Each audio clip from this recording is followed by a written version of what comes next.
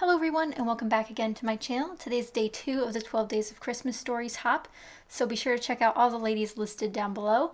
And today I'm actually hosting a giveaway for the hop, so all the rules and details will be down below. It is open internationally. You do have to be subscribed and you do have to comment on videos, so definitely check out all the rules down below. But I'm giving away a Christmas/holiday scrapbooking pack where there's ribbon and paper punches and washi tape and ephemera and stickers and more, so definitely check it out. All the details will be down below. Today I'm doing another pocket page in my 2016 December daily. It's definitely not a December daily, but it's a bunch of photos of December in an album. And I'm working on it daily this year, so December daily is what we're going to call it. Just doing another 6x8 pocket page, and this is the 4-quadrant one.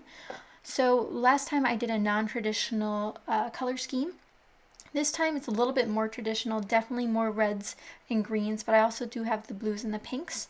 I'm starting with those LA Studio cards again like I did last time. This one says, I think, Very Merry and Bright. And I also have this Freckled Fawn label sticker, which is a slightly different shade of red. And I know in my last video I talked about using white and cream together was not my jam, especially the LA Studio cream was very creamy when this collection was released. But I did use a white tab or white label on this one, and it didn't bother me so much. Here's where I pick out this basil paper, which is picked up from Joann's a little while back. I want to say at least 2 years ago. Might still be available, but again, it's a basil paper. I'm going to cut this into a 3x4 card. I don't have too many 3x4 cards for Christmas. I do have a bunch of other ones because of course I hoard things like 3x4 cards and don't use them nearly enough. And when I'm doing pocket pages, I usually cut my own 3x4 cards, so it's really counterproductive. But I'm scrapbooking these two photos. One is my boyfriend unwrapping gifts and one is me posing with yet another gift. So no real special story here, but I really like these kind of photos, especially the action shots of like unwrapping gifts or seeing gifts for the first time. I think those are really special. So I pulled out this pattern paper from Basil because I thought it'd be a really fun juxtaposition compared to the bottom left. So just a good contrast where there's the writing will be down there and then there's this really fun pattern up here. But I found this pattern to be very, very busy and hard to work with. I kind of wanted like a miniature white doily, like those doodlebug sized ones, but I didn't have one. So I thought about using a tag. So I looked through my Christmas tags again from Fancy Pants and didn't find one I really loved. I thought about this red and white one, which would have looked fine, but I didn't like that there was gold on it because I'm trying to avoid using gold on all of my Christmas pages. I think it's kind of overdone in some spots, especially in my stuff. So I looked through this Merry and Bright pack of ephemera, which is the same collection that the tags are from, in hopes that there'd be something neutral enough and large enough to kind of break up this busy pattern.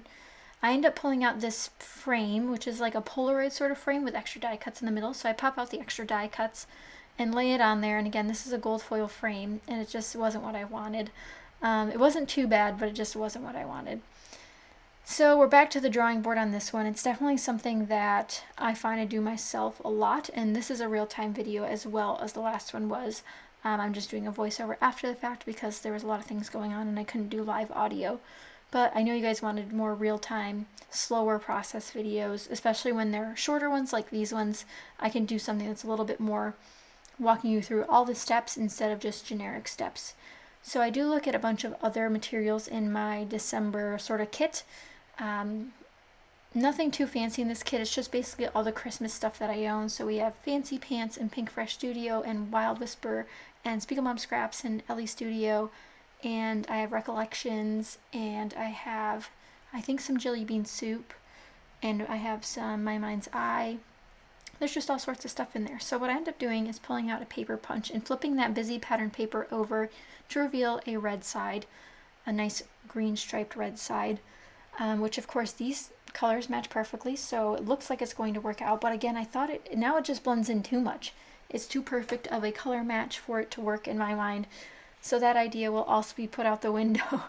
But I do pull off this tab from this Freckled Fawn sticker sheet. This is just a red sticker tab, like a file tab, and I stick that to the top, which gives us a really organic shape, which I really love. When you're doing little albums like this, I love texture and things that are outside the pocket. And I know I've had some requests to do more of those things, and I do want to say that I have a video coming up doing another interactive sort of element for a December daily. So be on the lookout for that coming on one of the 12 days. I don't know which day it's going up yet, otherwise I'd tell you, but if you haven't seen that one already, definitely check it out because you won't want to miss it. It's really, really fun. I'm really happy with the way it turned out. And I did do an interactive page last year when I worked on this album. Yes, I've been working on this album for 2 years, and no, I have not finished it. Usually I work on it through December, and then I put my Christmas stuff away, and I'm over it. But we'll see if we can finish off this 2016 Christmas album. But we'll see how it goes. Here you can see that I'm looking through the wood veneer. I definitely need something to break up that green pattern up there. This one that says "Let Your Heart Be Light" was my first choice because it's large and it's bold and pretty. And when I put it up there, then there's just too many words. Because it says joy, peace, love, and joy on the background paper. Then it says so very merry and bright on the bottom left. And then I bring in this wood element with the gold foil, and there's none of that in the rest of my layout. So it just felt so out of place. So next up on the agenda to try out are, well, one, I find this adorable, cute Christmas tree acrylic, so I decided to keep him, and so I glue him down. And that's what I often find with my layouts, is that I don't work on one thing at one time. It's often I'm jumping around, especially with pocket pages. And if you find yourself doing that, don't give yourself a hard time. If you find inspiration for one piece, but it's a couple pages back, just do that one piece. It's not going to hurt anything. It'll maybe make you more creative in the long run by working and jumping around. Here's where I pull out my infamous Echo Park chipboard collection. I bought these a while back and I've hoarded them, but I've also used a bunch of them when I could. And I really like how these ornaments looked. I like how the green was sort of similar. And I also liked how the red was a little bit different, but I also liked the dimension that it gave. It helped break up the sort of busyness of the background because it stands up on its own because it's a lot thicker. But I also thought it didn't stand up on its own, like, enough. Does that make sense? Like, I wanted to ink the edges, but it's really hard to ink edges on chipboard, although I have done it before, and that's always an option. So if you're finding your chipboard sort of sinking into your background, try that out. Inking your edges might solve it. And I know I don't ink my edges very often, but when I do, it's often the perfect thing that I need. Here I am going back through my tags. These are the same ones from the Fancy Pants Merry and Bright set.